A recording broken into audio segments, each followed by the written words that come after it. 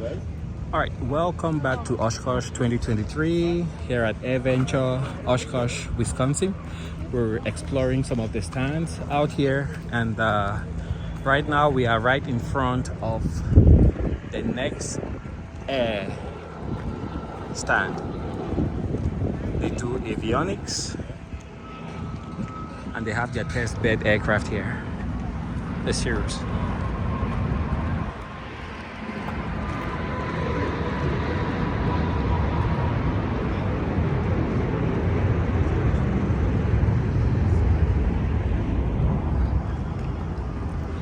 There's a Spark car, which is a light sport aircraft. Let's take a close look.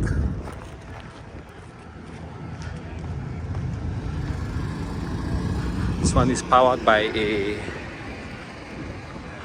Rotax 912. It's very sleek design.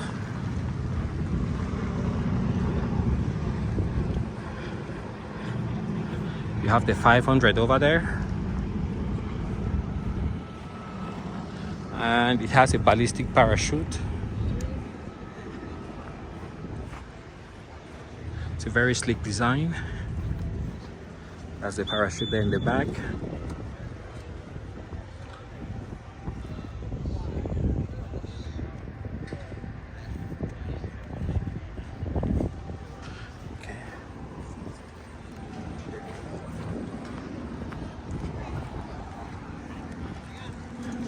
This is the Sting S4.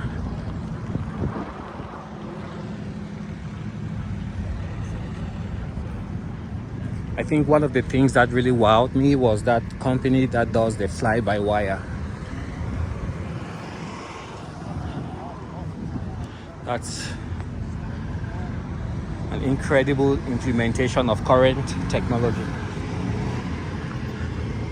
And here we have the Ranger R7. Powered by a small Continental engine.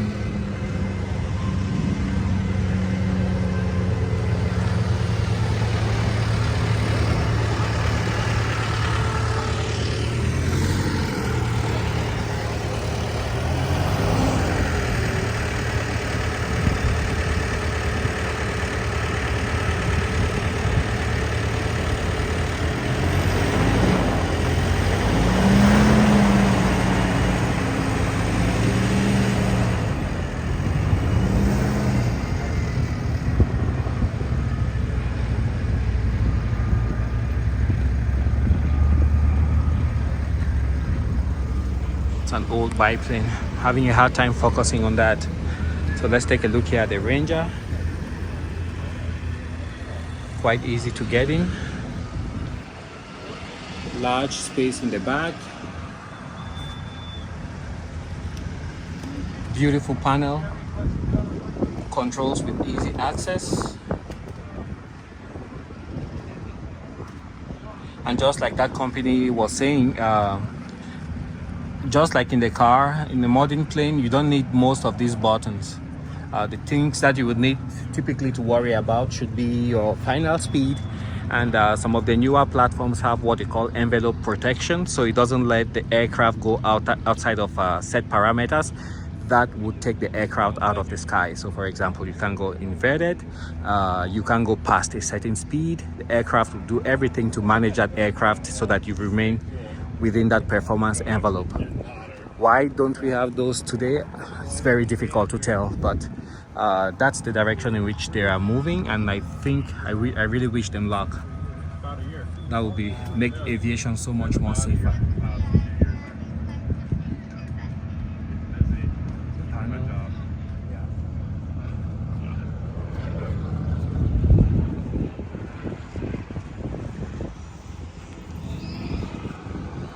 This should be a very slow flying aircraft. You can see the wings, has a very thick cross section.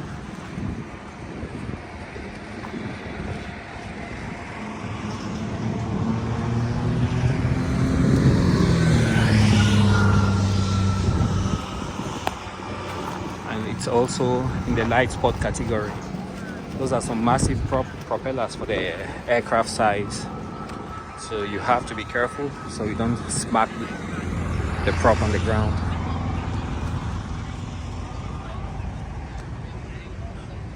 Keep arrow. So this is vintage parts.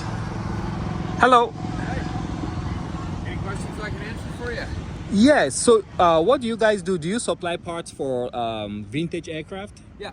So do you also do services like refurbish engines, rebuild? Yes, it depends on the engine. We really specialize in World War One and very early aviation. Oh, So okay. really, really old. That's more what we do. We do engine parts and stuff. We do make these. These are made by a friend of ours. But That's the prop. Yeah, this is the prop. And then we also make kits for World War One aircraft. Really? Yeah, we do authentic reproduction, so everything's the same as it was 100 years ago. Wow. Original materials, original drawings. Is it gonna be a kit build, and do you offer a fast build program? Yeah, so it is a kit, just like a standard aircraft kit. We have what we call easy build kits, where we do all the routing, all the shaping on all the wood parts, supply instructions and all that. Okay. The only thing you'd have to do is do a little bit of sanding for fit and finish. Okay. And then varnish everything and do the covering with whatever fabric you want. We still use the original linen. This will make it to the original specification from 1915. Wow. So we use dope linen. We're real big on authenticity and Yes. as they did 100 years ago. Okay. That's why we have these engines. These are rotary engines. This is made by a friend of ours out in New Zealand, Cam's Classic Aero Machining Services. So could you get one of the reproduction engines like this? Yeah. Yeah, this is modern. This is a brand new engine. It's Oh, an okay. exact copy of a 1915. It actually looks weathered and everything. I thought you were talking we just run about it. the prop. Yeah, we run it. This is the Okay. engine that's out of our plane. We have a Sopwith 1.5 strutter. Okay. We've got over 30 hours on this engine and airframe. Wow. That's why it looks pretty old. Yeah. Yeah. And then do you have a website? And where are you guys Yeah, guys let me based give you out of? a card. We're Kip Aero, KIP Aero. Okay. Okay. This is amazing. And on this particular engine, it almost looks like the whole thing rotates. So when this engine is running, Yeah. I haven't seen anything like this. Do the cylinders actually spin on this one? Yeah. So this is a rotary engine. It's not a radial. Hello. The Oh, opposite of radial. So the whole thing spins. wow. And the prop is bolted directly to the engine. The crankshaft is the part that's fixed to the airframe. Okay. Everything rotates around that. Kind of wild. It's wild. And this is the engine typically was from about what year? From really the early aviation, probably about like 1910, they started putting them on aircraft all the way up to the end of the war, World War One. Okay. They kind of got phased out toward the end of the war and over and on into the 20s. As, Okay. More conventional engines started making more power and got more development time. During the war, these were kind of at their developmental peak. Okay. They're as fleshed out as they really could be at the time. Yes. So that was about the time they got phased out. All right. Thanks for showing me, sir. No Okay. problem. Okay. Quite interesting. Never seen anything like that. Everything spins with the cylinders. Here we have a Cirrus. We have a turbocharged and radar equipped Piper.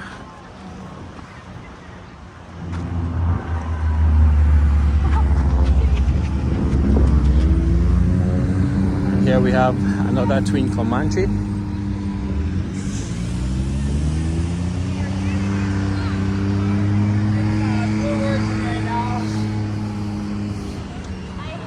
That food smells so good. I'm hungry. And here we have some Enstrom helicopters, which we saw earlier in the show.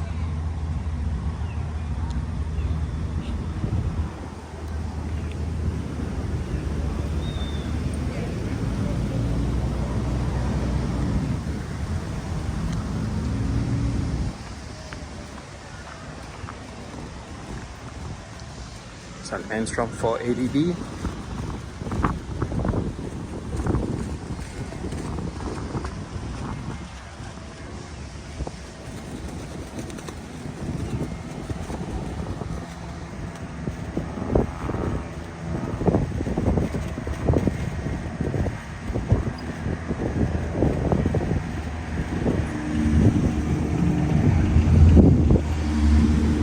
And this one, it looks like it's fitted out for the pilot to be on the left side.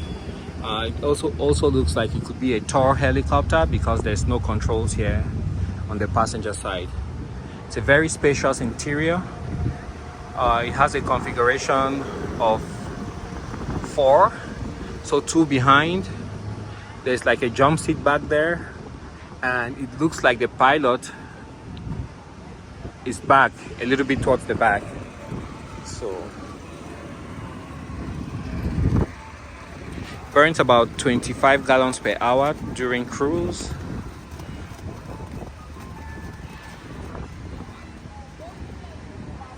So that gives you an idea of the cost of operation. But for a brand new helicopter, I think that's pretty good. And here you have another Enstrom.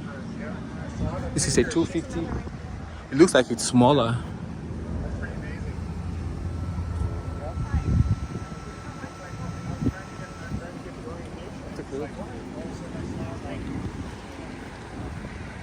That's an idea of the operating cost. It looked very similar, but this one is definitely smaller, and this one is bigger.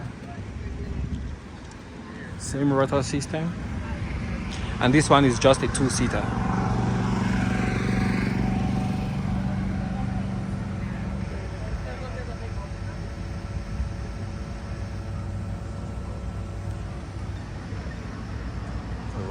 Rotor head.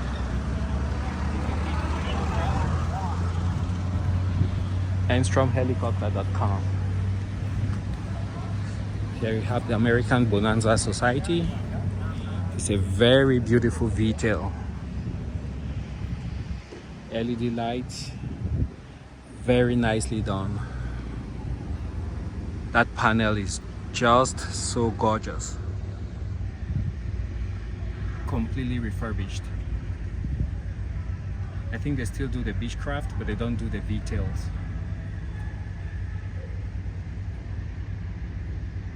New carpeting.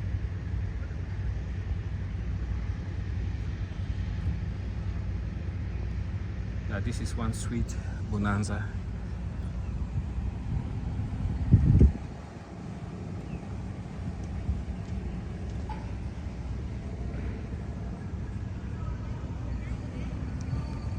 I can't even begin to imagine the cost of this refurbishment. Brand new prop, brand new tire. Yeah, this is basically a brand new aircraft.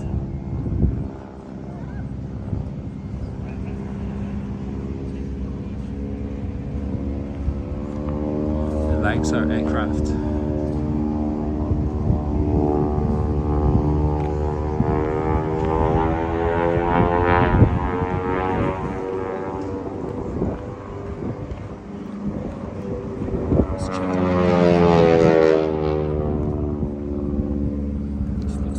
Light spot aircraft. The biplane is doing a barrel roll.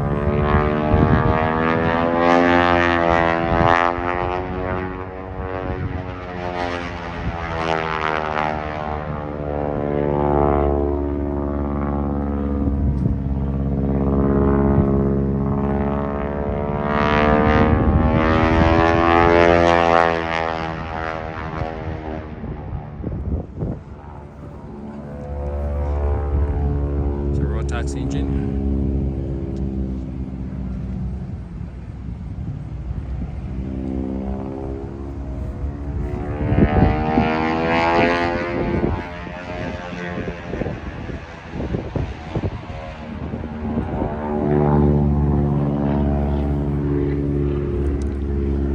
And in here you have one of the aircraft. Likes her.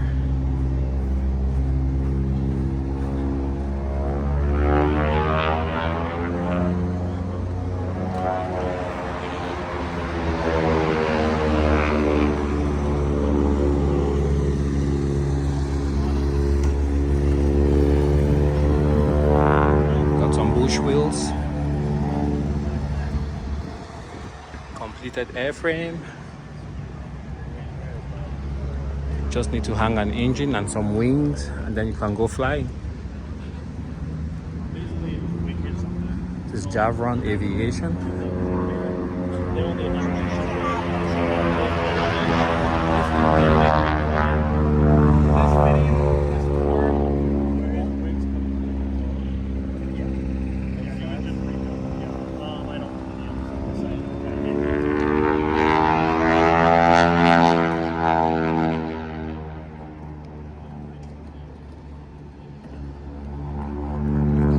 Oh yeah, that's flying taxi I was looking for.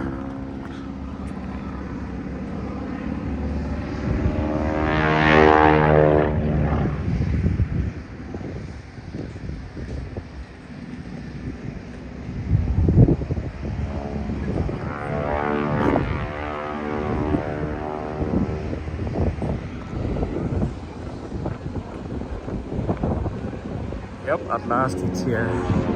I would have been disappointed if I didn't find it.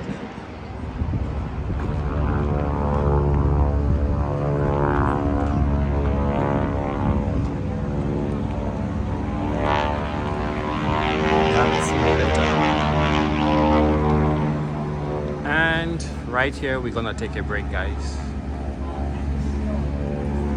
When we come back, we'll take a closer look at the flying car.